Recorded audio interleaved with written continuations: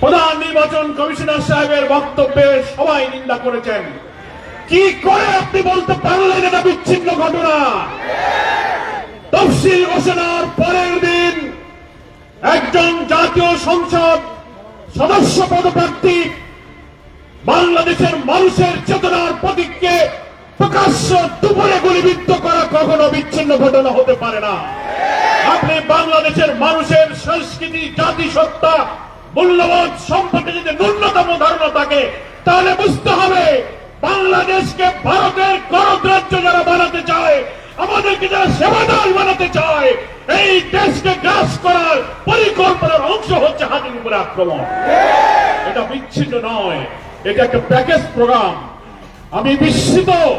আমি স্বরাষ্ট্রমন্ত্রীকে আজকে বলেছি, গতকালকে বলেছি, ডিজিএফআই, ডিবি, এসবি, এনএসআই হাজার হাজার কোটি টাকার বেতন দিয়ে, রাজস্ব ট্যাক্স খাজনার পয়সায় বেতন নিয়ে স্বাধীনতার 54 বছরে আপনারা মানুষের জাতিসত্তার, জনগণের নিরাপত্তার জন্য একটি গোয়েন্দা তথ্য দিয়েও সাহায্য করতে পারেননি।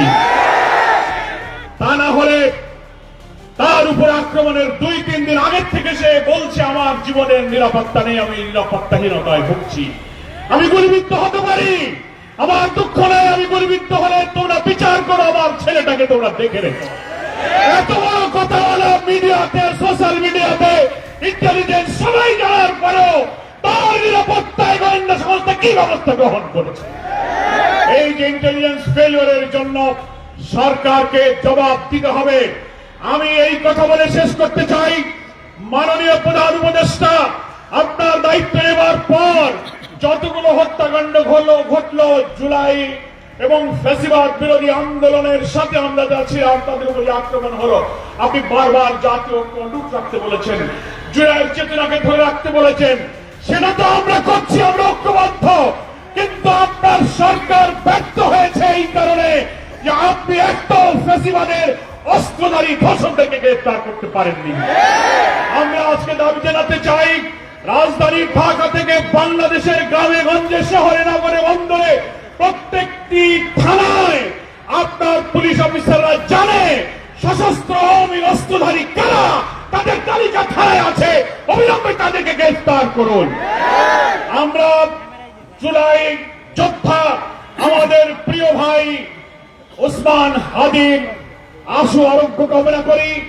হায়াতের মালিক আল্লাহর কাছে আমরা মুনাজাত করি, আল্লাহ বাংলাদেশের মানুষের জাতীয় স্বাধীনতা, সার্বভৌমত্ব, আপনাদের আমাদের মূল্যবোধের জন্য আজকে হাদির সবচেয়ে অনিবার্য প্রয়োজন।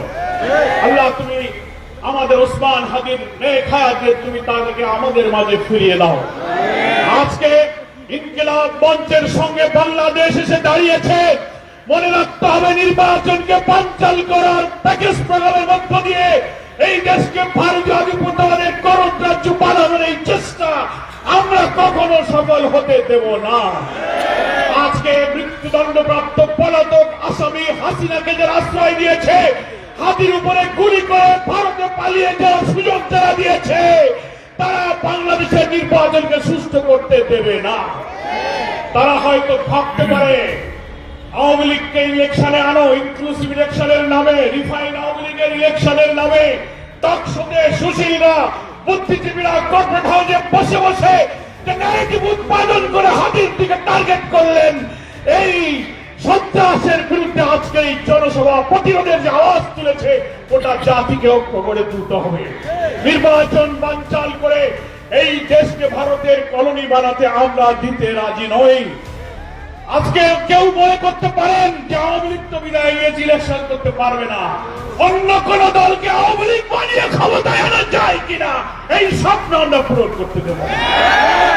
আজকে এই সন্ধ্যায় ওসমান হাদির জন্য আবারও তার দীর্ঘ হায়াত কামনা করে গোটা জাতিকে ফ্যাসিবাদ বিরোধী সংগ্রামে জাতীয় ঐক্য রূপে দাঁড়িয়ে আসুন আমরা আমাদের জাতিসত্তাকে, অখণ্ডতাকে রক্ষা করি, সেই আহ্বান জানিয়ে বাংলাদেশ জামাত ইসলামীর সংগ্রামী আমির ডাক্তার শফিউর রহমানের পক্ষ থেকে আজকের এই সমাবেশে সংহতি প্রকাশ করে আমি আমার বক্তব্য শেষ করছি।